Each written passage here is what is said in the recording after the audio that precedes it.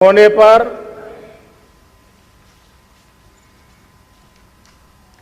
देशवासियों को अनेक अनेक शुभकामनाएं। बहुत बहुत बधाई। न सिर्फ हिंदुस्तान का हर कोना, लेकिन दुनिया के हर कोने में आज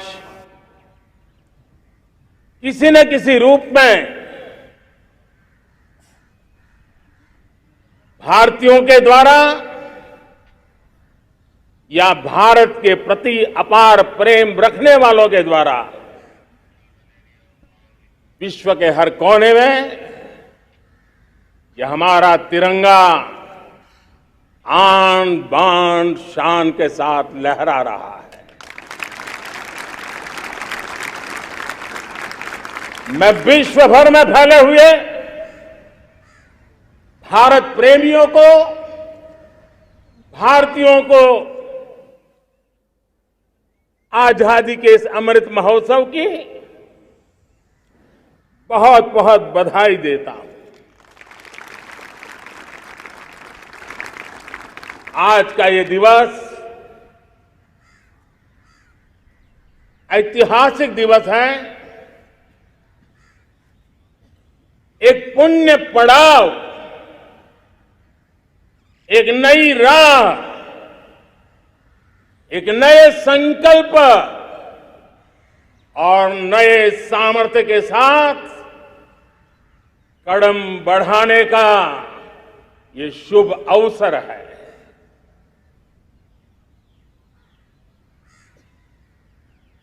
आजादी के जंग में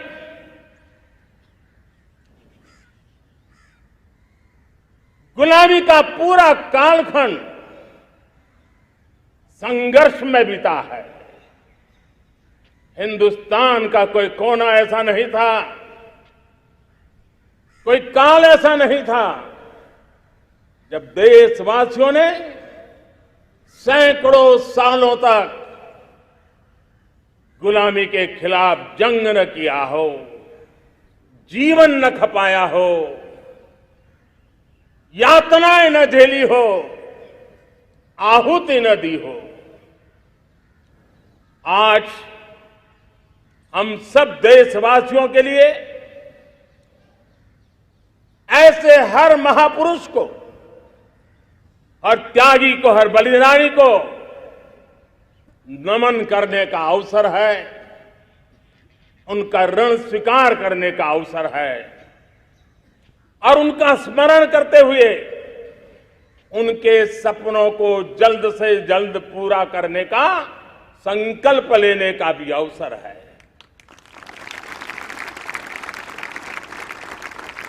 हम सभी देशवासी कृतज्ञ हैं पूज्य बापू के, नेताजी सुभाष चंद्र बोस के,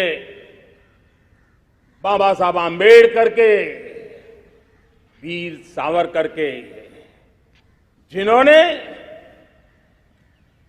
कर्तव्य पथ पर जीवन को खपा दिया। कर्तव्य पथ ही उनका जीवन पथ रहा। यह देश कृतज्ञ है मंगल पांडे, तात्या टोपे, भगत सिंह, सुखदेव, राजगुरु, चंद्रशेखर आजाद, अशफाक उल्लाह खान, राम प्रसाद बिस्मिल, अनगिनत ऐसे हमारे क्रांति वीरों ने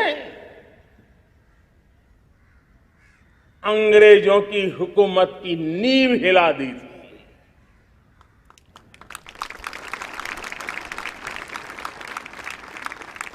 यह राष्ट्र कृतज्ञ है उन वीरांगनाओं के लिए, रानी लक्ष्मीबाई हो, झलकारी बाई, दुर्गा भाभी, रानी गाइदिन्लियो, रानी चेन्नम्मा, बेगम हजरत महल, वेलू नाचियार भारत की नारी शक्ति क्या होती है, भारत की नारी शक्ति का संकल्प क्या होता है, भारत की नारी त्याग और बलिदान की क्या पराकाष्ठा कर सकती है, वैसी अनगिनत वीरांगनाओं का स्मरण करते हुए हर हिंदुस्तानी गर्व से भर जाता है।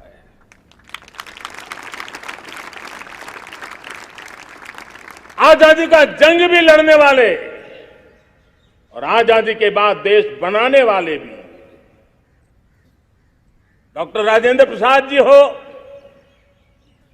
नेहरू जी हो, सरदार वल्लभ भाई पटेल, श्यामा प्रसाद मुखर्जी, लाल बहादुर शास्त्री, दीनदयाल उपाध्याय, जयप्रकाश नारायण, राम मनोहर लोहिया, आचार्य विनोबा भावे, नानाजी देशमुख, सुब्रमण्यम भारती, अनगिनत ऐसे महापुरुषों को आज नमन करने का अवसर है।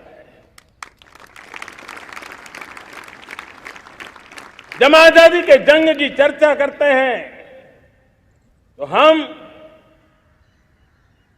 उन जंगलों में जीने वाले हमारे आदिवासी समाज का भी गौरव करना हम नहीं भूल सकते हैं। भगवान बिरसा मुंडा, सिद्धो कान्हू, अल्लूरी सीताराम राजू, गोविंद गुरु, अनगिनत नाम है जिन्होंने आजादी के आंदोलन की आवाज बन करके दूर सुदूर जंगलों में भी मेरे आदिवासी भाई बहनों में, माताओं में, युवकों में मातृभूमि के लिए जीने मरने की प्रेरणा जगाई। ये देश का सौभाग्य रहा है कि आजादी के जंग के कई रूप रहे हैं और उसमें एक रूप वो भी था जिसमें नारायण गुरु हो, स्वामी विवेकानंद हो, महर्षि अरविंदो हो, गुरुदेव रविंद्रनाथ टैगोर हो, ऐसे अनेक महापुरुष हिंदुस्तान के हर कोने में, हर कान में भारत की चेतना को जगाते रहे, भारत को चेतनवंत बनाते रहे। अमृत महोत्सव के दौरान देश ने पूरे एक साल से हम देख रहे हैं, 2021 में दांडी यात्रा से प्रारंभ हुआ, स्मृति दिवस को संवरते हुए हिंदुस्तान के हर जिले में, हर कोने में देशवासियों ने आजादी के अमृत महोत्सव के लक्षावधि कार्यक्रम किए। शायद इतिहास में इतना विशाल, व्यापक, लंबा एक ही मकसद का उत्सव मनाया गया हो, वो शायद ये पहली घटना हुई होगी। और हिंदुस्तान के हर कोने में उन सभी महापुरुषों को याद करने का प्रयास किया गया जिनको किसी न किसी कारणवश इतिहास में जगह न मिली या उनको भुला दिया गया था। आज देश ने खोज करके हर कोने में ऐसे वीरों को, महापुरुषों को, त्यागियों को, बलिदानियों को, सत्याग्रहियों को याद किया, नमन किया। अमृत महोत्सव के दरमियान इन सभी महापुरुषों को नमन करने का अवसर रहा। कल 14 अगस्त को भारत ने विभाजन विभीषिका स्मृति दिवस भी बड़े भारी मन से हृदय के गहरे गांवों को याद करते हुए उन कोटि कोटि जनों ने बहुत कुछ सहन किया था, तिरंगे की शान के लिए सहन किया था, मातृभूमि की मिट्टी से मोहब्बत के कारण सहन किया था और धैर्य नहीं खोया था। भारत के प्रति प्रेम ने नई जिंदगी की शुरुआत करने का उनका संकल्प नमन करने योग्य है, प्रेरणा पाने योग्य है। आज जब हम आजादी का अमृत महोत्सव मना रहे हैं तो पिछले 75 साल में देश के लिए जीने मरने वाले, देश की सुरक्षा करने वाले, देश के संकल्पों को पूरा करने वाले, चाहे सेना के जवान हो, पुलिस के कर्मी हो,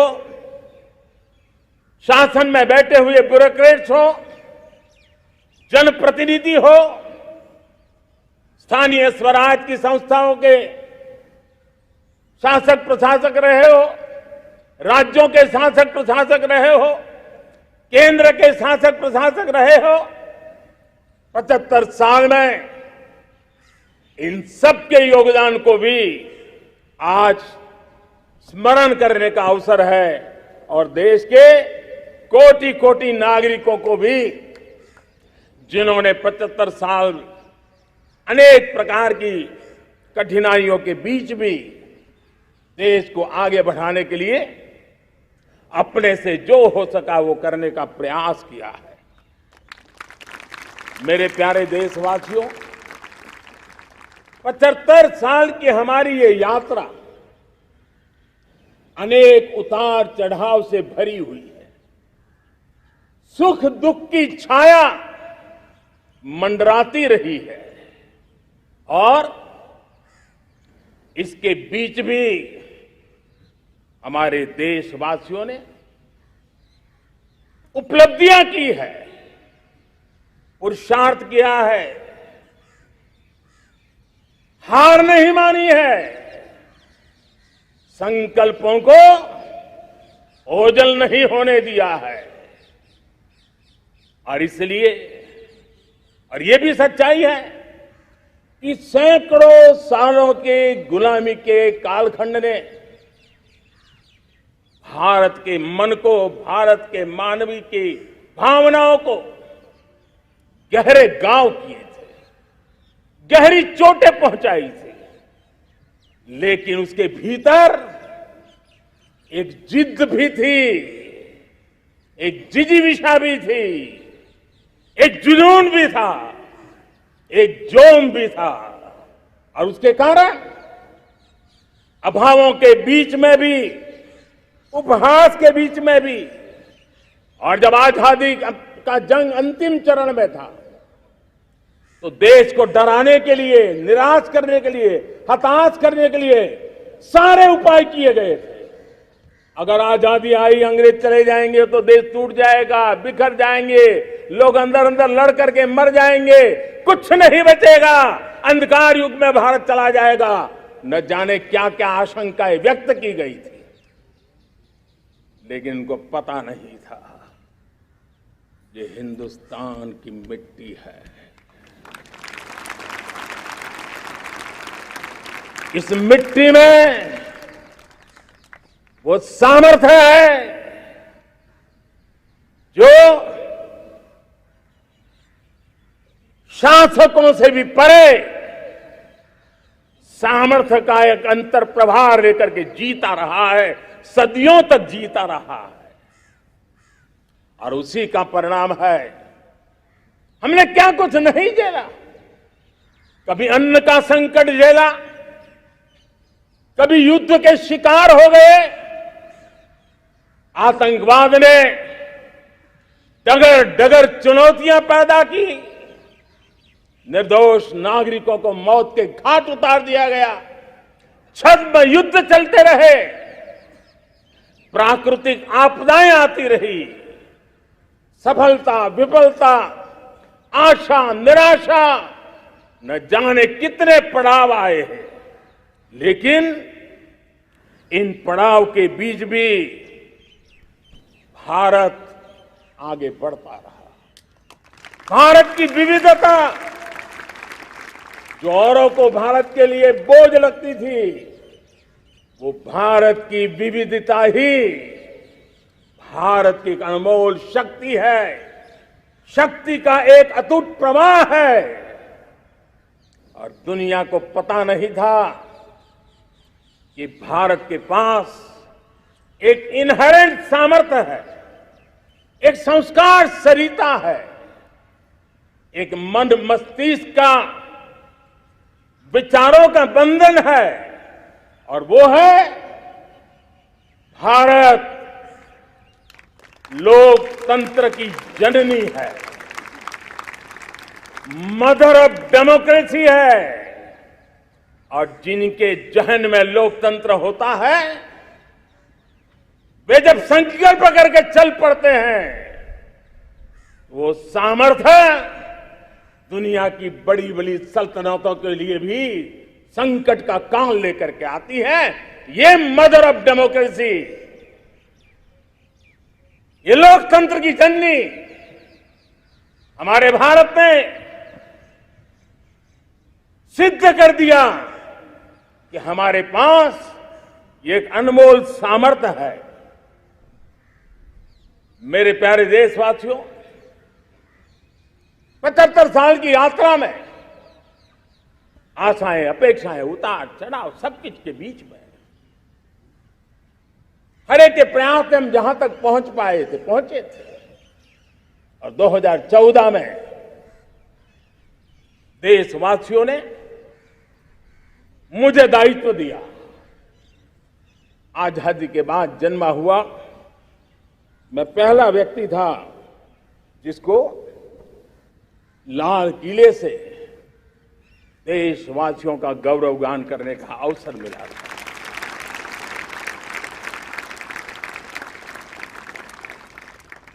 लेकिन मेरे दिल में जो भी आप लोगों से सीखा हूं, जितना आप लोगों को जान पाया हूं मेरे देशवासियों, आपके सुख दुख को समझ पाया हूं, देश की आशा अपेक्षाओं के भीतर वो कौन सी आत्मा बसती है, उसको जितना मैं समझ पाया हूं, उसको लेकर के मैंने अपना पूरा कालखंड देश के उन लोगों को एम्पावर करने में खपाया। मेरे दलित हो, शोषित हो, पीड़ित हो, वंचित हो, आदिवासी हो, महिला हो, युवा हो, किसान हो, दिव्यांग हो, पूरब हो, पश्चिम हो, उत्तर हो, दक्षिण हो, समुद्र का तट हो, हिमालय की कंदराएं हो, हर कोने में महात्मा गांधी का जो सपना था आखिर इंसान की चिंता करने का, महात्मा गांधी जी की आकांक्षा थी अंतिम छोर पर बैठे हुए व्यक्ति को समर्थ बनाने की, मैंने अपने आप को उसके लिए समर्पित किया। और 8 साल का नतीजा और आजादी के इतने दशकों का अनुभव आज 75 साल के बाद जब अमृत काल की ओर कदम रख रहे हैं, अमृत काल की ये पहली प्रभात है, तब मैं एक ऐसे सामर्थ्य को देख रहा हूं और जिससे मैं गौरव से भर जाता हूं। देशवासियों, मैं आज देश का सबसे बड़ा सौभाग्य ये देख रहा हूं कि भारत का जनमन आकांक्षी जनमन है, एस्पिरेशनल सोसाइटी किसी भी देश की बहुत बड़ी अमानत होती है। और हमें गर्व है कि आज हिंदुस्तान के हर कोने में, हर समाज के हर वर्ग में, हर तबके में आकांक्षाएं उफान पर है।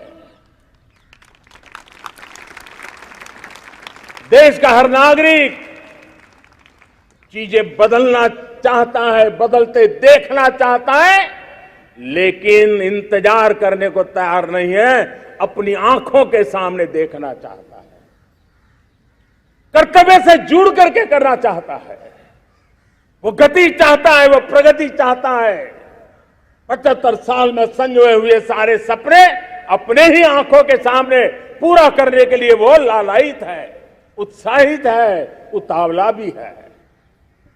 कुछ लोगों को इसके कारण संकट हो सकता है, क्योंकि जब एस्पिरेशनल सोसाइटी होती है तब सरकारों को भी तलवार की धार पे चलना पड़ता है, सरकारों को भी समय के साथ दौड़ना पड़ता है। और मुझे विश्वास है, चाहे केंद्र सरकार हो, राज्य सरकार हो, स्थानीय स्वराज की संस्थाएं हो, किसी भी प्रकार की शासन व्यवस्था क्यों न हो, हर किसी को इन एस्पिरेशनल सोसाइटी को एड्रेस करना पड़ेगा। उनकी आकांक्षाओं के लिए हम ज्यादा इंतजार नहीं कर सकते। हमारे इस एस्पिरेशनल सोसाइटी ने लंबे अरसे तक इंतजार किया है, लेकिन अब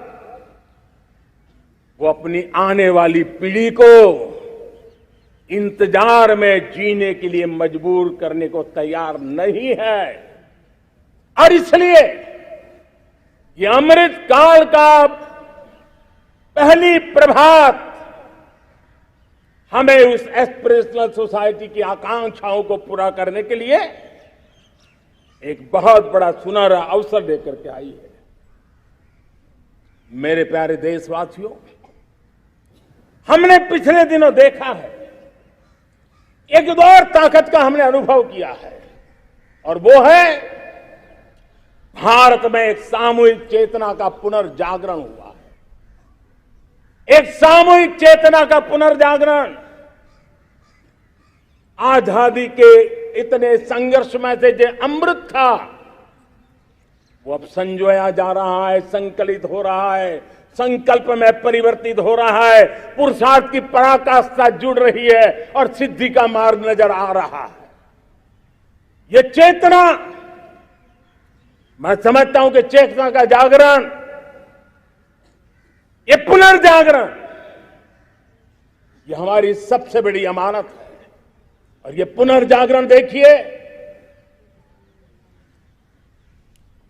10 अगस्त तक लोगों को पता तक नहीं होगा शायद कि देश के भीतर कौन सी ताकत है, लेकिन पिछले 3 दिन से जिस प्रकार से तिरंगे झंडे को लेकर के, तिरंगा की यात्रा लेकर के देश चल पड़ा है।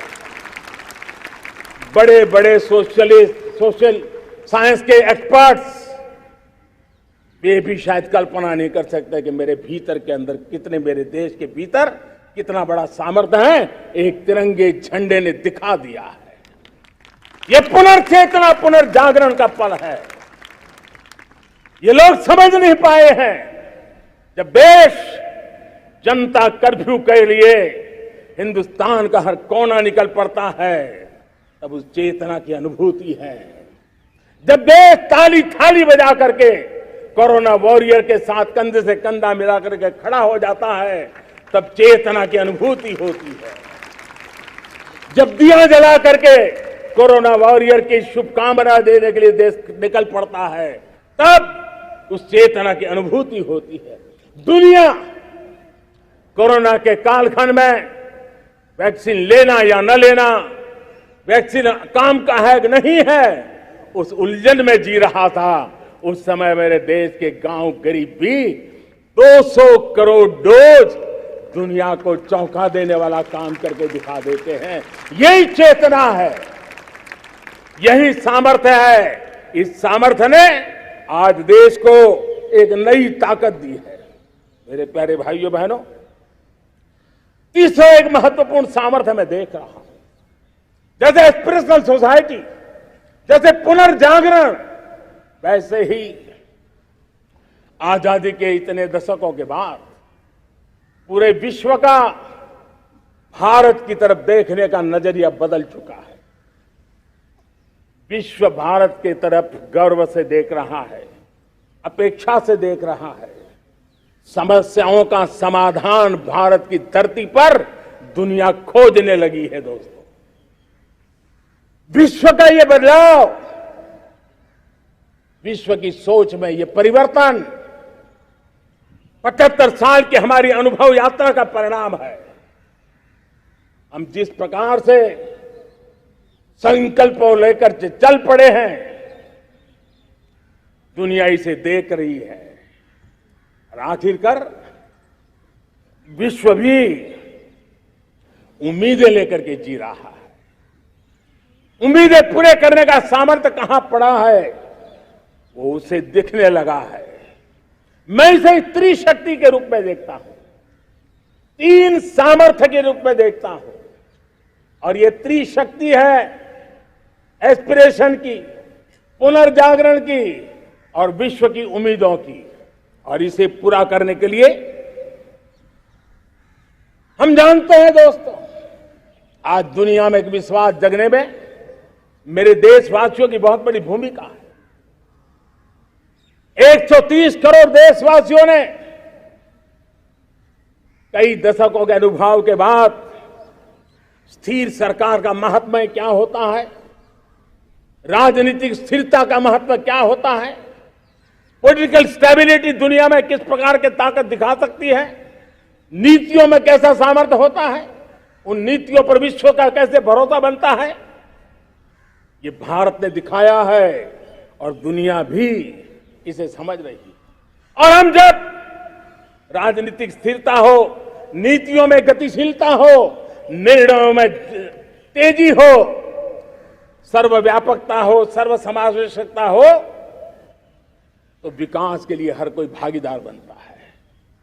हमने सबका साथ सबका विकास का मंत्र लेकर के हम चले थे, लेकिन देखते ही देखते देशवासियों ने सबका विश्वास और सबका प्रयास से उसमें और रंग भर दिए हैं। और इसलिए हमने देखा है हमारी सामूहिक शक्ति को, हमारे सामूहिक सामर्थ्य को हमने देखा है।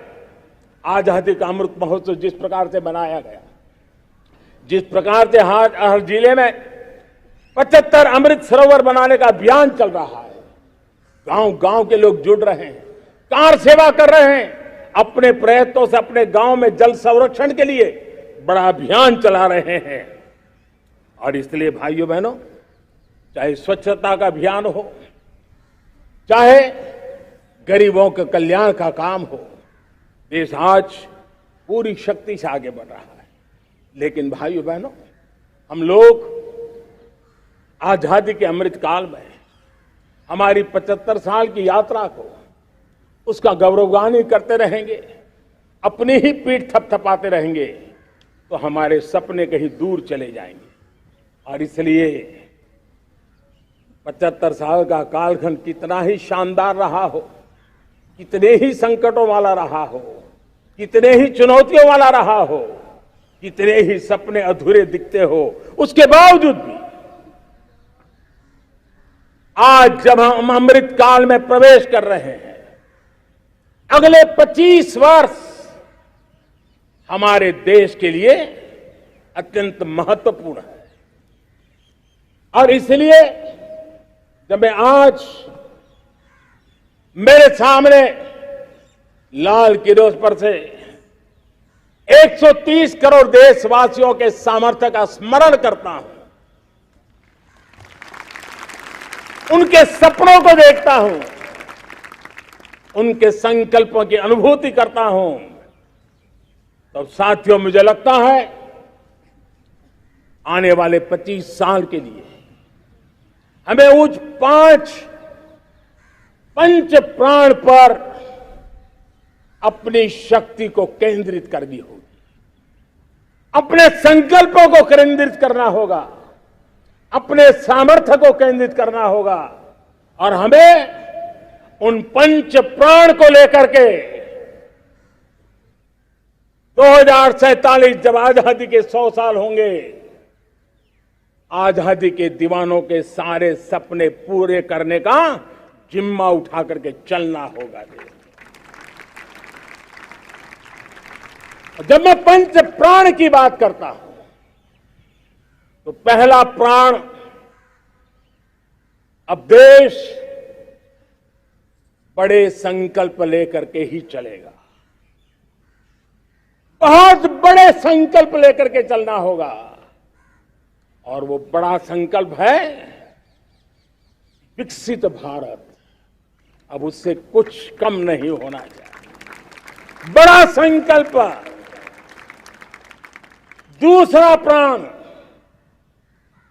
प्राण है किसी भी कोने में, हमारे मन के भीतर, हमारे आदतों के भीतर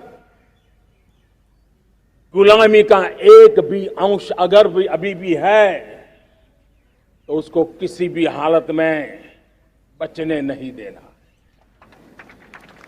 अब 100%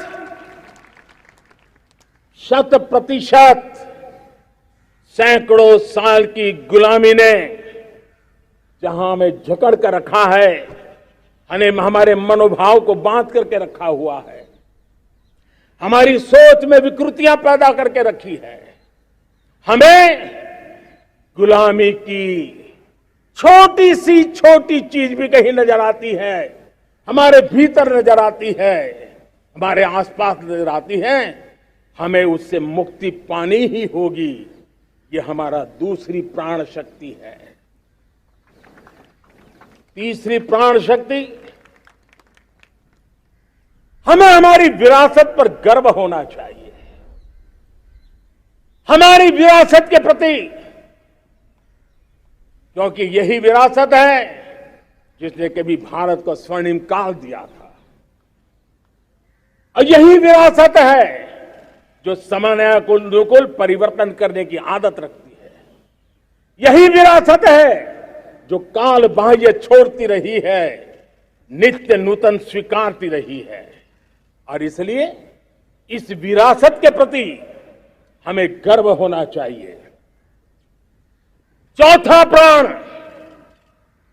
वो भी उतना ही महत्वपूर्ण है, और वो है एकता और एकजुटता। 130 करोड़ देशवासियों में एकता,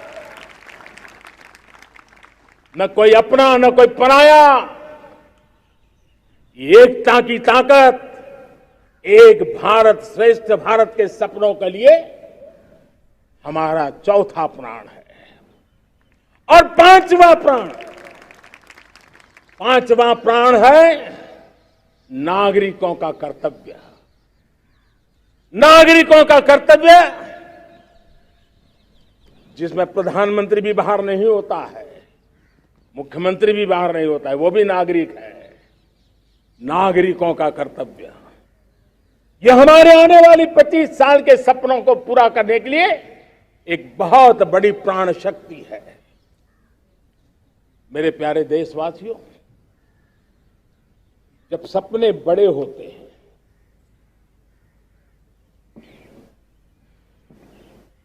जब संकल्प बड़े होते हैं, तो पुरुषार्थ भी बहुत बड़ा होता है, शक्ति भी बहुत बड़ी मात्रा में जुट जाती है। अब कोई कल्पना कर सकता है कि देश 40-42 के कालखंड को याद कीजिए, देश उठ खड़ा हुआ था। किसी ने हाथ में झाड़ू लिया था, किसी ने तकली ली थी, किसी ने रेंटिया लिया था, किसी ने सत्याग्रह का मार्ग चुना था, किसी ने संघर्ष का मान चुना था, किसी ने क्रांति की वीरता का रास्ता चुना था। लेकिन संकल्प बड़ा था, आजादी। और ताकत देखिए, बड़ा संकल्प था तो आजादी लेके रहे, हम आजाद हो गए। अगर संकल्प छोटा होता, सीमित होता, तो शायद आज भी संघर्ष करने के दिन चालू रहते। लेकिन संकल्प बड़ा था तो हमने हासिल भी किया। मेरे प्यारे देशवासियों, अब आज जब अमृत काल की पहली प्रभात है, तो हमें इस 25 साल में विकसित भारत बना के रहना है, अपनी आंखों के सामने। और जो 20, 22, 25 साल के नौजवान मेरे देश के मेरे सामने हैं, मेरे देश के नौजवानों, जब देश आजादी के 100 साल मनाएगा, तब आप 50-55 के हुए होंगे। मतलब आपके जीवन का ये स्वर्णिम काल, आपकी उम्र के ये 25-30 साल भारत के सपनों को पूरा करने का काल है। आप संकल्प लेकर के मेरे साथ चल पड़िए साथियों, तिरंगे झंडे की शपथ लेकर के चल पड़िए। हम सब पूरी ताकत से लगे आए। बड़ा संकल्प, मेरा देश विकसित देश होगा, डेवलप कंट्री होगा। विकास के हर पैरामीटर में हम मानव केंद्रीय व्यवस्था को विकसित करेंगे। हमारे केंद्र में मानव होगा, हमारे केंद्र में के मानव की आशा आकांक्षाएं होगी। हम जानते हैं भारत जब बड़े संकल्प करता है तो करके भी दिखाता है। जब मैंने यहां स्वच्छता की बात कही थी मेरे पहले भाषण में, देश चल पड़ा, जिससे जहां हो सका स्वच्छता की ओर आगे बढ़ा और गंदगी के प्रति नफरत एक स्वभाव बनता गया। यही तो देश है जिसने इसको करके दिखाया है और कर भी रहा है, आगे भी कर रहा है। यही तो देश है जिसने वैक्सीनेशन, दुनिया दुविधा में थी, 200 करोड़ का लक्ष्य पार कर लिया, समय सीमा में कर लिया, पुराने सारे रिकॉर्ड तोड़ के कर लिया। ये देश कर सकता है। हमने तय किया था देश को, खाड़ी के तेल पर हम गुजारा करते हैं, झाड़ी के तेल की ओर कैसे बढ़े। 10% इथेनॉल ब्लेंडिंग का सपना बड़ा लगता था, पुराना इतिहास बताता था संभव नहीं है, लेकिन समय से पहले 10% इथेनॉल ब्लेंडिंग करके देश ने इस सपने को पूरा कर दिया। भाइयों बहनों, 2.5 करोड़ लोगों को इतने कम समय में बिजली कनेक्शन पहुंचाना छोटा काम नहीं था, देश ने करके दिखाया। लाखों परिवारों के घर में जल से नल, नल से जल, नल से जल पहुंचाने का काम आज देश तेज गति से कर रहा है। खुले में शौच से मुक्ति भारत के अंदर आज संभव हो पाया है। मेरे प्यारे देशवासियों, अनुभव कहता है कि एक बार हम सब संकल्प लेकर के चल पड़े तो हम निर्धारित लक्ष्यों को पार कर सकते हैं। रिन्यूएबल एनर्जी का लक्ष्य हो, देश में नए मेडिकल कॉलेज बनाने का इरादा हो, डॉक्टरों की तैयारी करवानी हो, हर क्षेत्र में पहले से गति बहुत बड़ी है।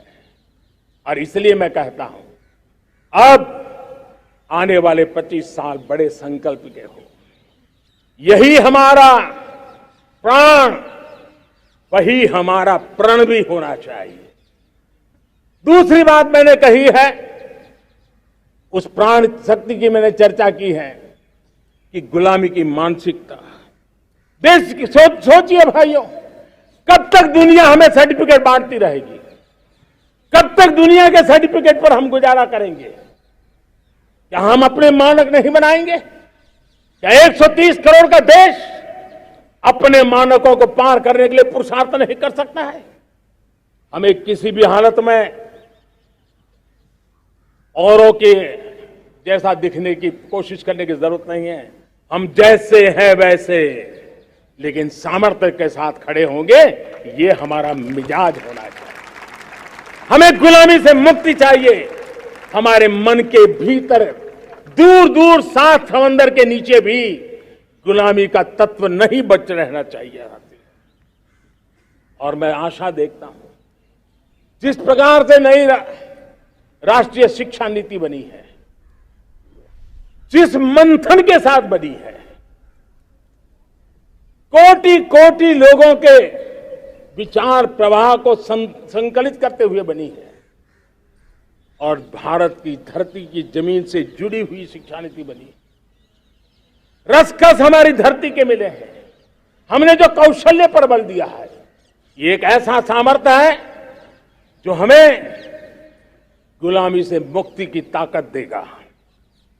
हमने देखा है, कभी कभी तो हमारी टैलेंट भाषा के बंधनों में बन जाती है। ये गुलामी की मानसिकता का परिणाम है। हमें हमारे देश की हर भाषा पे गर्व होना चाहिए। वो हमें भाषा आती हो या ना आती हो, लेकिन मेरे देश की भाषा है, मेरे पूर्वजों ने दुनिया को दी हुई ये भेंट सौगात है, हमें गर्व होना चाहिए। मेरे साथियों, आज डिजिटल इंडिया का रूप हम देख रहे हैं, स्टार्टअप देख रहे हैं। कौन लोग हैं? ये वो टैलेंट है जो टियर 2, टियर 3 सिटी में किसी गांव गरीब के परिवार में बसे हुए लोग हैं।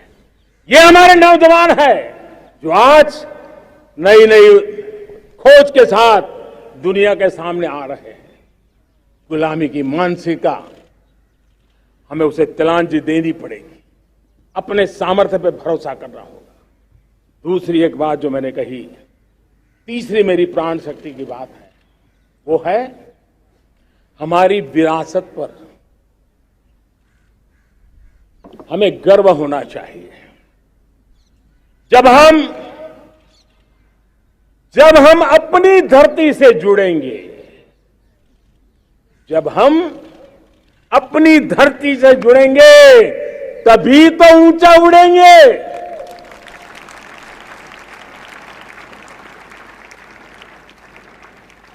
और जब हम ऊंचा उड़ेंगे तो हम विश्व को भी समाधान दे पाएंगे। हमने देखा है, जब हम अपनी चीजों पे गर्व करते हैं, आज दुनिया होलिस्टिक हेल्थ केयर की चर्चा कर रही है, लेकिन जब होलिस्टिक हेल्थ केयर की चर्चा करती है तो उसकी नजर भारत के योग पर जाती है, भारत के आयुर्वेद पर जाती है, भारत की होलिस्टिक लाइफस्टाइल के पर जाती है। ये हमारी विरासत है, हम जो दुनिया को दे रहे हैं। दुनिया आज उससे प्रभावित हो रही है। अब हमारी ताकत देखिए, हम वो लोग हैं जो प्रकृति के साथ जीना जानते हैं, प्रकृति को प्रेम करना जानते हैं। आज विश्व पर्यावरण की जो समस्याओं से जूझ रहा है, हमारे पास वो विरासत है। ग्लोबल वार्मिंग की समस्याओं के समाधान का रास्ता हम लोगों के पास है, हमारे पूर्वजों ने दिया हुआ है। जब हम लाइफस्टाइल की बात करते हैं, एनवायरमेंट फ्रेंडली लाइफस्टाइल की बात करते हैं, हम लाइफ मिशन की बात करते हैं, तो दुनिया का ध्यान आकर्षित करते हैं। हमारे पास ये सामर्थ्य है। हमारा बड़ा धान, मोटा धान, मिलेट, हमारे यहां तो घर घर की चीज रही है। ये हमारी विरासत है। हमारे छोटे किसानों के परिश्रम से छोटी छोटी जमीन के टुकड़ों में फलने फूलने वाली हमारे धान, आज दुनिया अंतर्राष्ट्रीय स्तर पर मिलेट ईयर मनाने के लिए आगे बढ़ रही है। मतलब हमारी विरासत को आज दुनिया, हम उस पर गर्व करना सीखे। हमारे पास दुनिया को बहुत कुछ देना है। हमारे फैमिली वैल्यूज, विश्व के सामाजिक तनाव की जब चर्चा हो रही है, व्यक्तिगत तनाव की चर्चा होती है तो लोगों को योग दिखता है, सामूहिक तनाव की बात होती है तब भारत की पारिवारिक व्यवस्था दिखती है। संयुक्त परिवार की एक पूंजी सदियों से हमारी माताओं बहनों के त्याग बलिदान के कारण परिवार नाम की जो व्यवस्था विकसित हुई, ये हमारी विरासत है। इस विरासत पर हम गर्व कैसे करें? हम तो वो लोग हैं जो जीव में भी शिव देखते हैं। हम वो लोग हैं जो नर में नारायण देखते हैं। हम वो लोग हैं जो नारी तो नारायणी कहते हैं। हम वो लोग हैं जो पौधे में परमात्मा देखते हैं।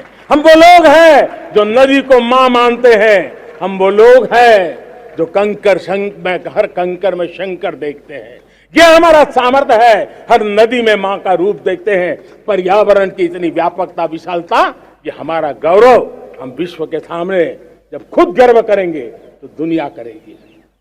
भाइयों बहनों, हम वो लोग हैं जिसने दुनिया को वसुधैव कुटुंबकम का मंत्र दिया।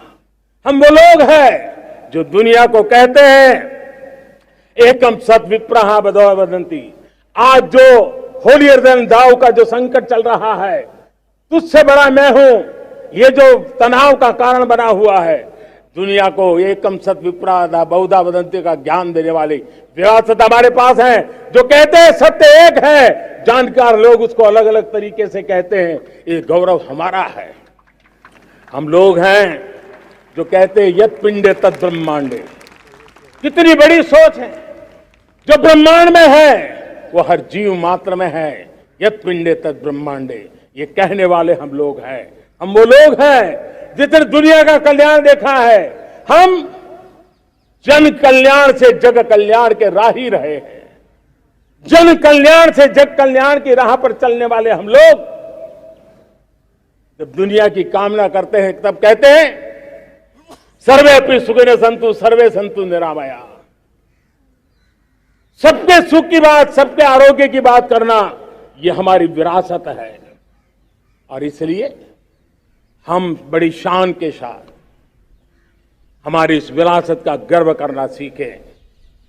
ये प्राण शक्ति है हमारी, जो हमें 25 साल के सपनों पूरा करने के लिए जरूरी है। उसी प्रकार से मेरे प्यारे देशवासियों,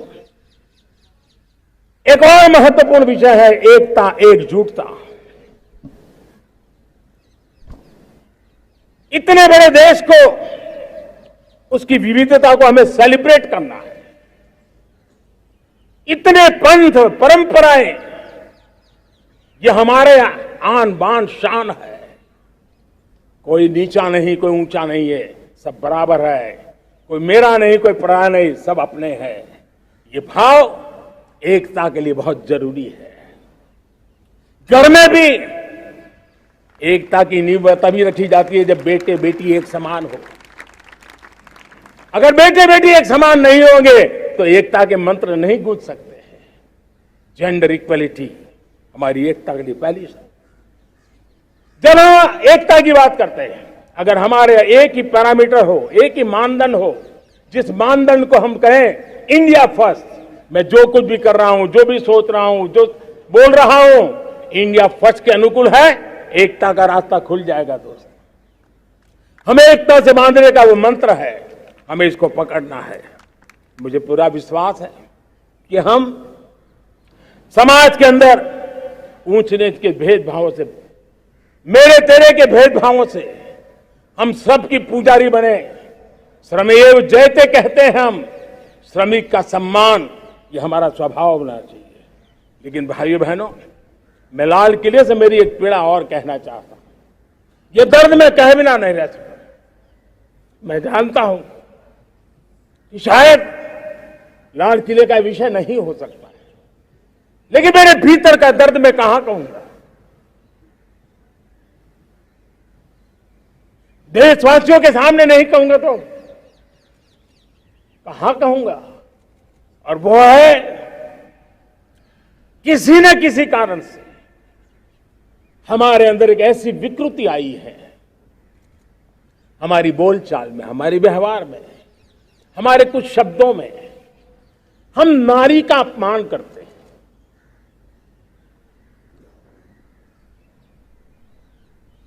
क्या हम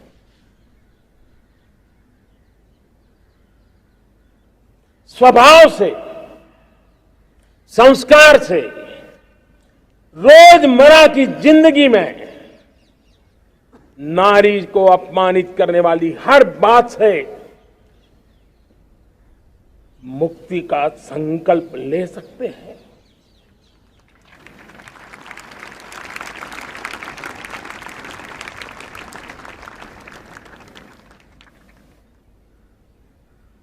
नारी का गौरव राष्ट्र के सपने पूरे करने में बहुत बड़ी पूंजी बनने वाला है। ये सामर्थ्य मैं देख रहा हूं और इसलिए मैं इस बात का आग्रही हूं। मेरे प्यारे देशवासियों, मैं 5वीं प्राण शक्ति की बात करता हूं और वो 5वीं प्राण शक्ति है नागरिक का कर्तव्य। दुनिया में जिन जिन देशों ने प्रगति की है, जिन जिन देशों ने कुछ अचीव किया है, व्यक्तिगत जीवन में भी जिसने अचीव किया है, कुछ बातें उभर करके सामने आती हैं। एक, अनुशासित जीवन। दूसरा, कर्तव्य के प्रति समर्पण। व्यक्ति की जीवन की सफलता हो, समाज की हो, परिवार की हो, राष्ट्र की हो, ये मूलभूत मार्ग है, ये मूलभूत प्राण शक्ति है। और इसलिए हमें कर्तव्य पर बल देना ही होगा। यह शासन का काम है कि बिजली 24 घंटे पहुंचाने के लिए प्रयास करे, लेकिन ये नागरिक का कर्तव्य है कि जितनी ज्यादा यूनिट बिजली बचा सकते बचाएं। हर खेत में पानी पहुंचाना सरकार की जिम्मेवारी है, सरकार का प्रयास है, लेकिन पर ड्रॉप मोर क्रॉप, पानी बचाते हुए आगे बढ़ना, मेरे हर खेत से आवाज उठनी चाहिए।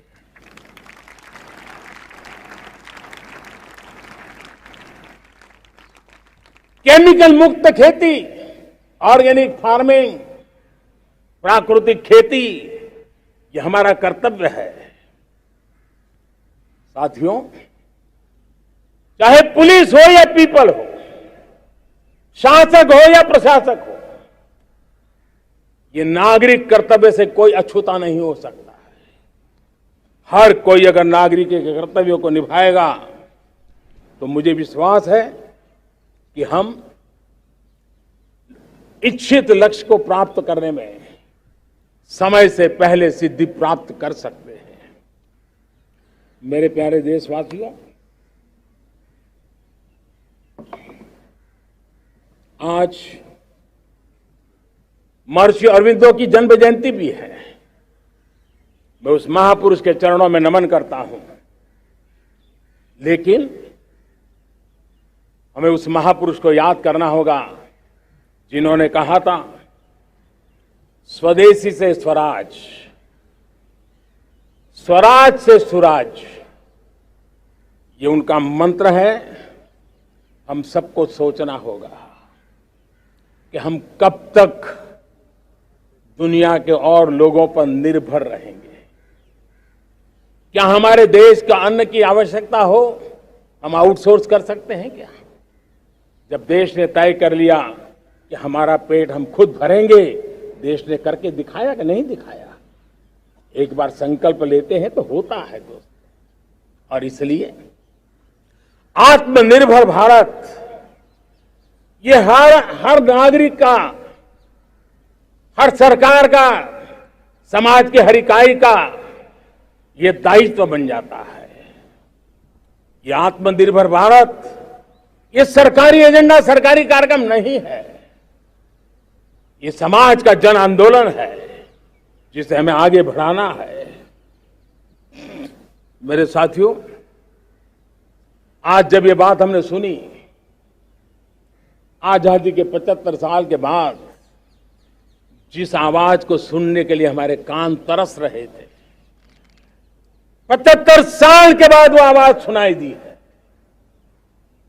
75 साल के बाद लाल किले पर से तिरंगे को सलामी देने का काम पहली बार मेड इन इंडिया तोप ने किया है। कौन हिंदुस्तानी होगा जिसको ये बात, एक आवाज उसे नई प्रेरणा, ताकत नहीं देगी? और इसलिए मेरे प्यारे भाई बहनों, मैं आज मेरे देश के सेना के जवानों का हृदय से अभिनंदन करना चाहता हूं। मेरी आत्मनिर्भर की बात को संगठित स्वरूप में, साहस के स्वरूप में मेरी सेना के जवानों ने, सेना नायकों ने जिस जिम्मेवारी के साथ कंधे पे उठाया है, मैं उनको जितनी सैल्यूट करूं उतनी कम है दोस्तों। उनको आज मैं सलाम करता हूं, क्योंकि सेना का जवान मौत को मुट्ठी में लेकर के चलता है।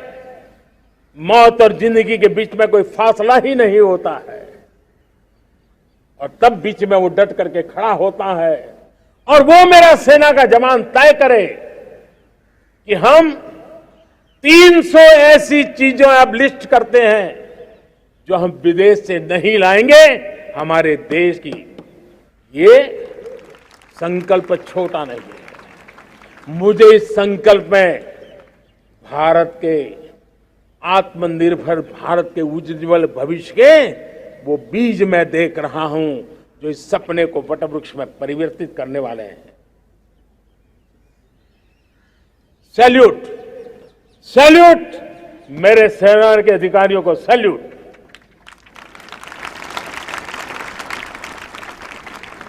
मैं आज मेरे छोटे छोटे बालकों को 5 साल 7 साल की आयु के बालक, उनको भी सैल्यूट करना चाहता हूं, उनको भी सलाम करना चाहता हूं। जब देश के सामने चेतना जगी, मैंने सैकड़ों परिवारों से सुना है 5-5, 7 साल के बच्चे घर में कह रहे हैं कि अब हम विदेशी खिलौने से नहीं खेलते। 5 साल का बच्चा घर में विदेशी खिलौने से नहीं खेलेंगे, ये जब सब संकल्प करता है ना, तब आत्मनिर्भर भारत उसकी रगों में दौड़ता है। आप देखिए, पीएलआई स्कीम 1 लाख करोड़ रुपया दुनिया के लोग हिंदुस्तान में अपना नसीब आजमाने आ रहे हैं, टेक्नोलॉजी लेकर के आ रहे हैं, रोजगार के नए अवसर बना रहे हैं। भारत मैन्युफैक्चरिंग हब बनता जा रहा है, आत्मनिर्भर भारत की बुनियाद बना रहा है। आज इलेक्ट्रॉनिक गुड्स मैन्युफैक्चरिंग हो, मोबाइल फोन का मैन्युफैक्चरिंग हो, आज देश बहुत तेजी से प्रगति कर रहा है। जब हमारा ब्रह्मोस दुनिया में जाता है, कौन हिंदुस्तानी होगा जिसका मन आसमान को न छूता होगा। दोस्तों, आज हमारी मेट्रो कोचेज, हमारी वंदे भारत ट्रेन विश्व के लिए आकर्षण बन रहा है। मेरे प्यारे देशवासियों, हमें आत्मनिर्भर बनना है हमारे एनर्जी सेक्टर में। हम कब तक एनर्जी के सेक्टर में किसी और पर डिपेंडेंट रहेंगे?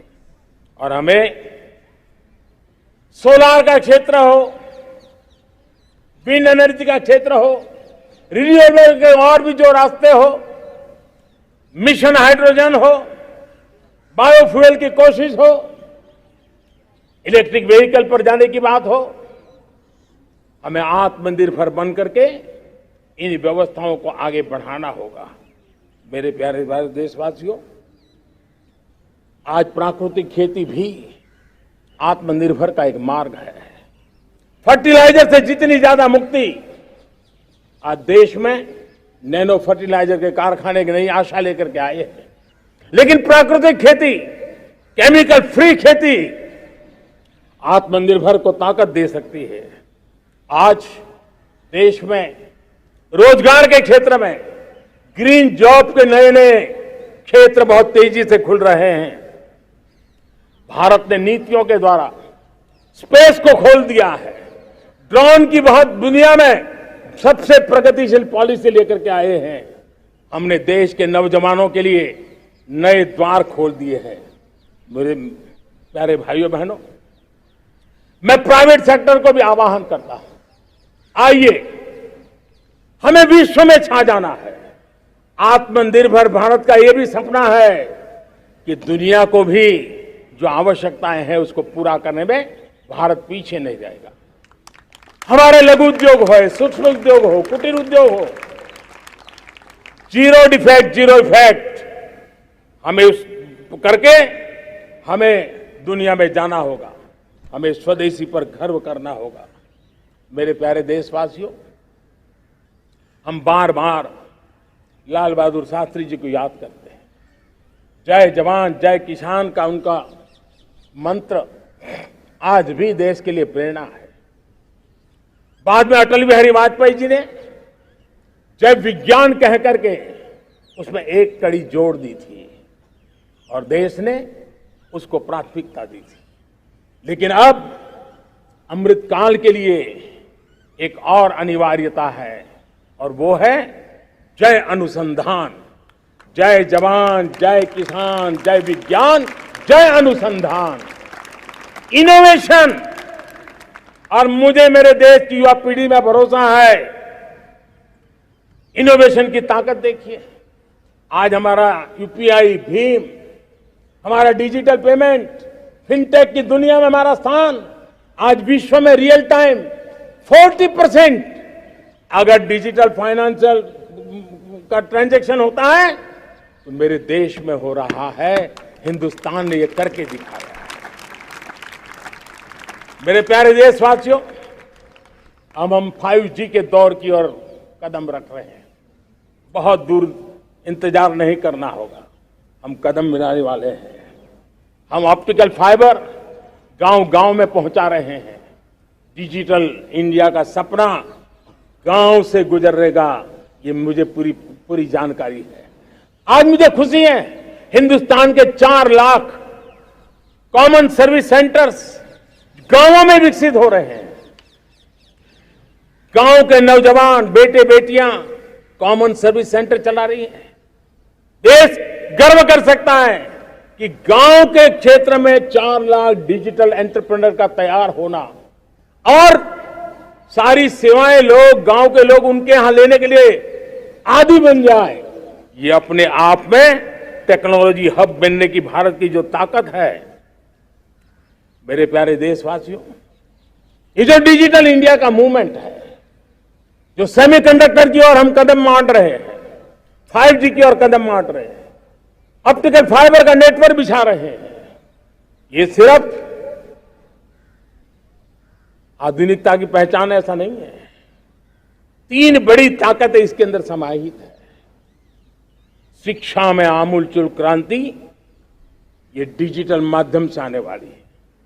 स्वास्थ्य सेवाओं में आमूलचूल क्रांति डिजिटल से आने वाली है। कृषि जीवन में भी बहुत बड़ा बदलाव डिजिटल से आने वाला है। एक नया विश्व तैयार हो रहा है। भारत उसे आगे बढ़ाने के लिए, और मैं साफ देख रहा हूं दोस्तों, ये डेकेड मानव जात के लिए टेकेड का समय है, टेक्नोलॉजी का डेकेड है। भारत के लिए तो ये डेकेड जिसका मन टेक्नोलॉजी से जुड़ा हुआ है, आईटी की दुनिया में भारत ने अपना एक लोहा बनवा लिया है, तो ये डेकेड का सामर्थ्य भारत के पास है। हमारा अटल इनोवेशन मिशन, हमारे इंक्यूबेशन सेंटर, हमारे स्टार्टअप एक नया पूरा क्षेत्र का विकास कर रहे हैं। युवा पीढ़ी के लिए नए अवसर लेकर के आ रहे हैं। स्पेस मिशन की बात हो, हमारा डीप ओशन मिशन की बात हो, समुद्र की गहराई में जाना हो या हमें आसमान को छूना हो, ये नए क्षेत्र हैं जिसको लेकर के हम आगे बढ़ रहे हैं। मेरे प्यारे देशवासियों, हम इस बात को न भूलें, और भारत ने सदियों से देखा हुआ है, जैसे देश में कुछ नमूना रूप कामों की जरूरत होती है, कुछ बड़ी बड़ी ऊंचाइयों की जरूरत होती है, लेकिन साथ साथ धरातल पर मजबूती बहुत आवश्यक होती है। भारत की आर्थिक विकास की संभावनाएं धरातल की मजबूती से जुड़ी हुई है, और इसलिए हमारे छोटे किसान, उनका सामर्थ्य, हमारे छोटे उद्यमी, उनका सामर्थ्य, हमारे लघु उद्योग, कुटीर उद्योग, सूक्ष्म उद्योग, रेहड़ी पटरी वाले लोग, घरों में काम करने वाले लोग, ऑटो रिक्शा चलाने वाले लोग, बस सेवाएं देने वाले लोग, ये समाज का जो सबसे बड़ा तबका है, इसका सामर्थ्यवान होना भारत के सामर्थ्य की गारंटी है। और इसलिए हमारे आर्थिक विकास की ये जो मूलभूत जमीनी ताकत है, उस ताकत को सर्वाधिक बल देने की दिशा में हमारा प्रयास चल रहा है। मेरे प्यारे देशवासियों, हमारे पास 75 साल का अनुभव है। हमने 75 साल में कई सारी सिद्धियां भी प्राप्त की हैं। हमने 75 साल के अनुभव में नए सपने भी संजोए हैं, नए संकल्प भी लिए हैं। लेकिन अमृतकाल के लिए हमारे मानव संसाधन का ऑप्टिमम आउटकम कैसे हो, हमारी प्राकृतिक संपदा का ऑप्टिमम आउटकम कैसे हो, इस लक्ष्य को लेकर के हमें चलना है। और तब मैं पिछले कुछ सालों से अनुभव से कहना चाहता हूं, आपने देखा होगा आज अदालत के अंदर देखिए, हमारी वकील के क्षेत्र में काम करने वाले हमारी नारी शक्ति किस ताकत के साथ नजर आ रही है। आप ग्रामीण क्षेत्र में जनप्रतिनिधि के रूप में देखिए, हमारी नारी शक्ति किस मिजाज से, समर्पित भाव से अपनी गांवों की समस्याओं को सुलझाने में लगी हुई है। आज ज्ञान का क्षेत्र देख लीजिए, विज्ञान का क्षेत्र देख लीजिए, हमारे देश की नारी शक्ति सिरमौर नजर आ रही है। आज हम पुलिस में देखें, हमारी नारी शक्ति लोगों की सुरक्षा की जिम्मेवारी उठा रही है। हम जीवन के हर क्षेत्र में देखें, खेलकूद का मैदान देखें या युद्ध की भूमि देखें, भारत की नारी शक्ति एक नए सामर्थ्य, नए विश्वास के साथ आगे आ रही है। मैं इसको भारत की 75 साल की जो यात्रा में जो योगदान है, उसमें अब कई गुना योगदान आने वाले 25 साल में मैं मेरी नारी शक्ति का देख रहा हूं, मेरी माताओं, बहनों का, मेरी बेटियों का देख रहा हूं। और इसलिए ये सारे हिसाब किताब से ऊपर है, सारे आपके पैरामीटर से अतिरिक्त है। हम इस पर जितना ध्यान देंगे, हम जितने ज्यादा अवसर हमारी बेटियों को देंगे, जितनी सुविधाएं हमारी बेटियों के लिए केंद्रित करेंगे, आप देखना वो हमें बहुत कुछ लौटा करके देगी, वो देश को इस ऊंचाई पर ले जाएगी। इस अमृत काल में जो सपने पूरे करने में जो मेहनत लगने वाली है, अगर हमारी नारी शक्ति की मेहनत जुड़ जाएगी, व्यापक रूप से जुड़ जाएगी, तो हमारी मेहनत कम होगी, हमारा समय सीमा भी कम हो जाएगी, हमारे सपने और तेजस्वी होंगे, और ओजस्वी होंगे, और दैदीप्यमान होंगे। और इसलिए आइए साथियों, हम जिम्मेवारियों को लेकर आगे बढ़े। मैं आज भारत के संविधान के निर्माताओं का भी धन्यवाद करना चाहता हूं कि उन्होंने जो हमें फेडरल स्ट्रक्चर दिया है, उसके स्पिरिट को बनाते हुए, उसकी भावनाओं का आदर करते हुए हम कंधे से कंधा मिला करके इस अमृत काल में चलेंगे तो सपने साकार होकर के रहेंगे। कार्यक्रम भिन्न हो सकते हैं, कार्यशैली भिन्न हो सकती है, लेकिन संकल्प भिन्न नहीं हो सकते। राष्ट्र के लिए सपने भिन्न नहीं हो सकते। आइए हम एक ऐसे युग के अंदर आगे बढ़े। मुझे याद है जब मैं गुजरात का मुख्यमंत्री था, केंद्र में हमारे विचार की सरकार नहीं थी, लेकिन मेरे गुजरात में हर जगह पे मैं एक ही मंत्र लेके चलता था कि भारत के विकास के लिए गुजरात का विकास, भारत का विकास हम कहीं पर भी हो, हम सबके मन मस्तिष्क में रहना चाहिए। हमारे देश के कई राज्य हैं जिन्होंने देश को आगे बढ़ाने में बहुत भूमिका अदा की है, नेतृत्व किया है, कई क्षेत्रों में उदाहरण काम किए हैं। ये हमारे फेडरलिज्म को ताकत देते हैं। लेकिन आज समय की मांग है कि हमें कोऑपरेटिव फेडरलिज्म के साथ साथ कोऑपरेटिव कॉम्पिटिटिव फेडरलिज्म की जरूरत है। हमें विकास की स्पर्धा की जरूरत है। हर राज्य को लगना चाहिए वो राज्य आगे निकल गया, मैं इतनी मेहनत करूंगा, मैं आगे निकल जाऊंगा। उसने ये 10 अच्छे काम किए हैं, मैं 15 अच्छे काम करके दिखाऊंगा। उसने 3 साल में पूरा किया है, मैं 2 साल में करके दिखाऊंगा। हमारे राज्यों के बीच में हमारी सर्विस, सरकार की सभी इकाइयों के बीच में वो स्पर्धा का वातावरण चाहिए जो हमें विकास की नई ऊंचाइयों पर ले जाने के लिए प्रयास करे। मेरे प्यारे देशवासियों, इस 25 वर्ष का अमृतकाल के लिए जब हम चर्चा करते हैं तब मैं जानता हूं चुनौतियां अनेक है, मर्यादाएं अनेक हैं, मुसीबतें भी है, बहुत कुछ है। हम इसको कम नहीं आंकते हैं, रास्ते खोजते हैं, लगातार कोशिश कर रहे हैं, लेकिन 2 विषयों को तो मैं यहां आज चर्चा करना चाहता हूं। चर्चा अनेक विषयों पर हो सकती है, लेकिन मैं अभी समय की सीमा के कारण 2 विषयों पर चर्चा करता हूं। और मैं मानता हूं हमारे इन सारी चुनौतियों को कारण, विकृतियों के कारण, बीमारियों के कारण इस 25 साल का अमृतकाल, उस पर शायद अगर हमने समय रहते नहीं चेते, समय रहते समाधान नहीं किए, तो वो ये विकराल रूप ले सकते हैं। और इसलिए मैं सबकी चर्चा न करते हुए 2 पर जरूर चर्चा करना चाहता हूं। एक है भ्रष्टाचार, दूसरा है भाई भतीजावाद, परिवारवाद। भारत जैसे लोकतंत्र में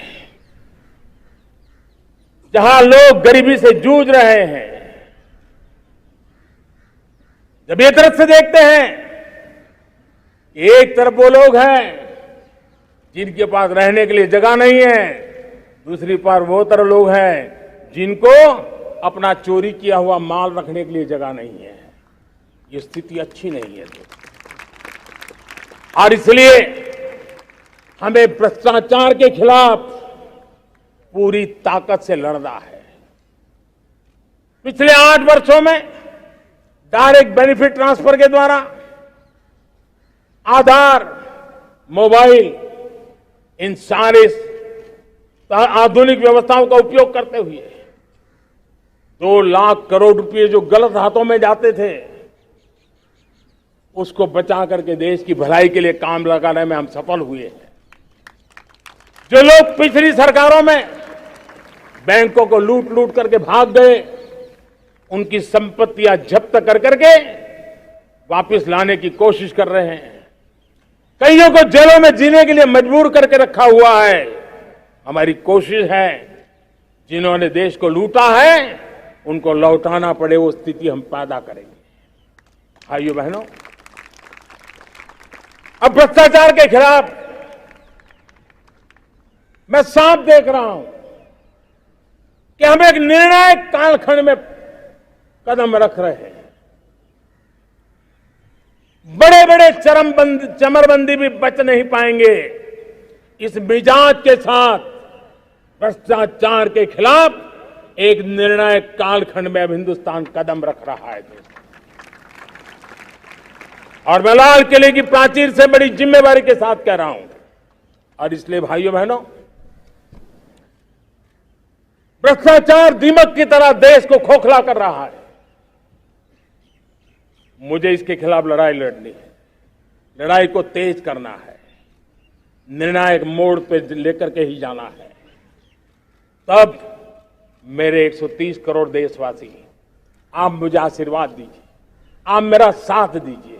मैं आज आपसे साथ मांगने आया, आपका सहयोग मांगने आया हूं, ताकि मैं इस लड़ाई को लड़ पाऊं, इस लड़ाई को देश जीत पाए और सामान्य नागरिक की जिंदगी भ्रष्टाचार ने तबाह करके रखी हुई है। मैं मेरे इन सामान्य नागरिक की जिंदगी को फिर से शान बान शान के लिए जीने के लिए रास्ता बनाना चाहता हूं। और इसलिए मेरे प्यारे देशवासियों, ये चिंता का विषय है कि आज देश में भ्रष्टाचार के प्रति नफरत तो दिखती है, व्यक्त भी होती है, लेकिन कभी कभी भ्रष्टाचारियों के प्रति उदारता बरती जाती है। किसी भी देश में ये शोभा नहीं देगा। कई लोग तो इतनी बेशर्मी तक चले जाते हैं कि कोर्ट में सजा हो चुकी हो, भ्रष्टाचारी सिद्ध हो चुका हो, जेल जाना तय हो चुका हो, जेल गुजार रहे हो, उसके बावजूद भी उनका महिमा मंडन करने में लगे रहते हैं, उनकी शान शौकत में लगे रहते हैं, उनकी प्रतिष्ठा बनाने में लगे रहते हैं। अगर जब तक समाज में गंदगी के प्रति नफरत नहीं होती है, स्वच्छता की चेतना जगती नहीं है। जब तक भ्रष्टाचार और भ्रष्टाचारी के प्रति नफरत का भाव पैदा नहीं होता है, सामाजिक रूप से उसको नीचा देखने के लिए मजबूर नहीं करते, तब तक एक मानसिकता खत्म होने वाली नहीं है। और इसलिए भ्रष्टाचार के प्रति भी और भ्रष्टाचारियों के प्रति भी हमें बहुत जागरूक होने की जरूरत है। दूसरी एक चर्चा मैं करना चाहता हूं, भाई भतीजावाद।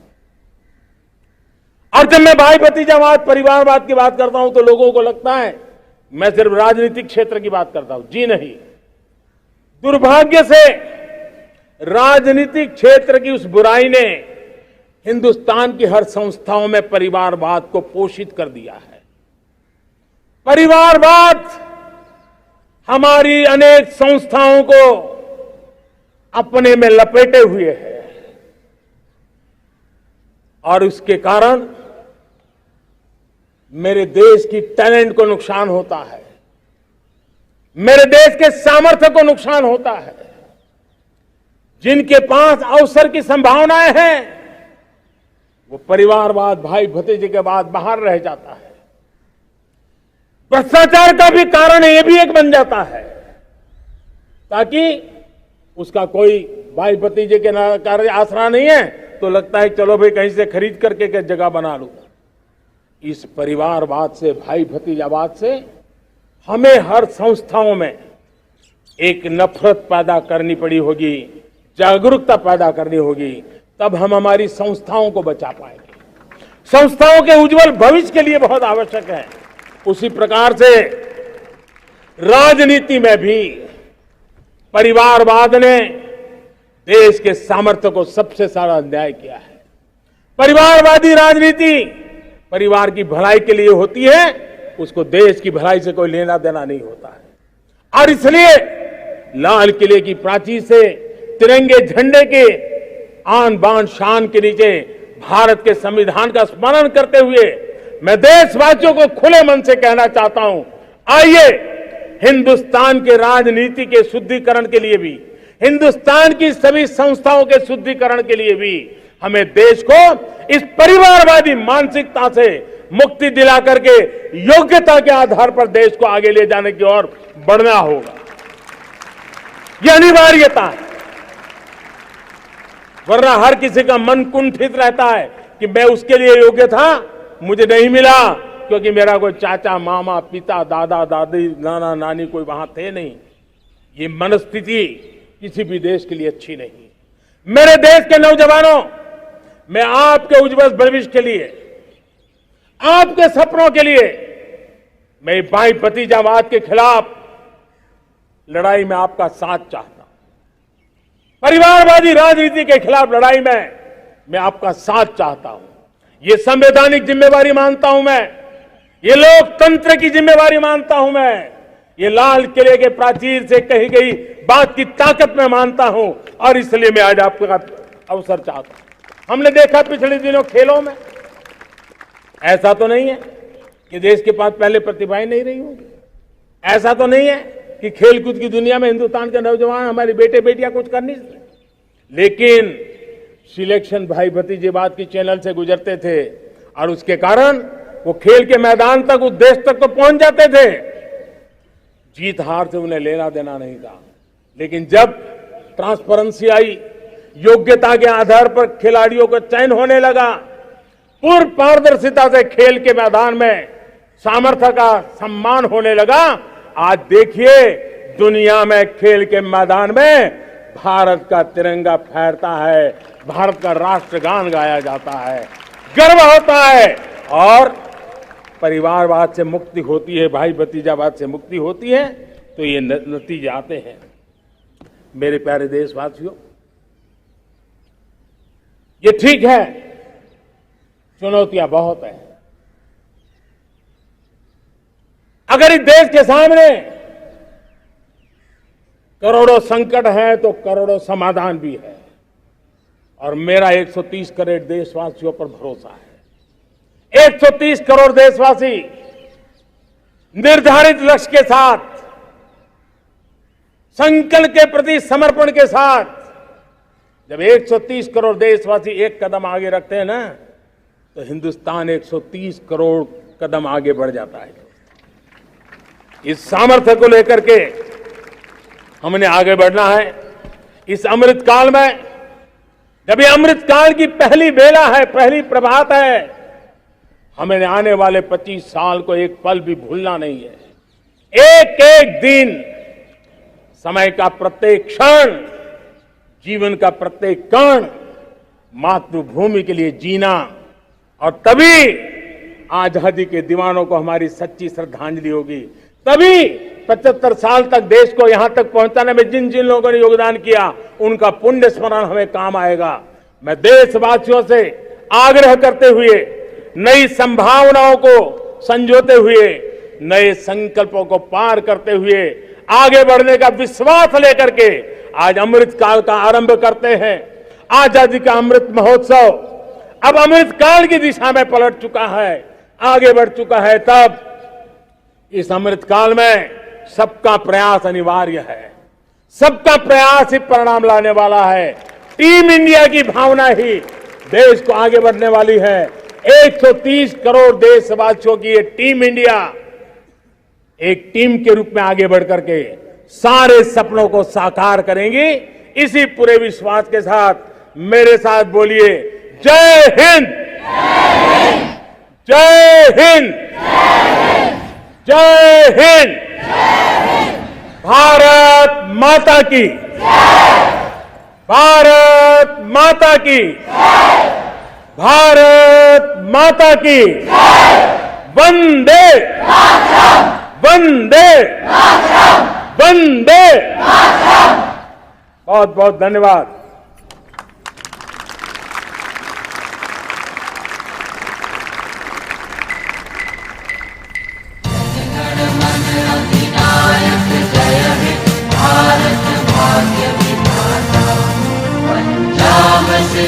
गुजरात मराठा द्राविड़ उत्कल बंग विंध्य हिमाचल यमुना गंगा उच्छल जलधि तरंग तव शुभ नामे जागे तव शुभ आशीष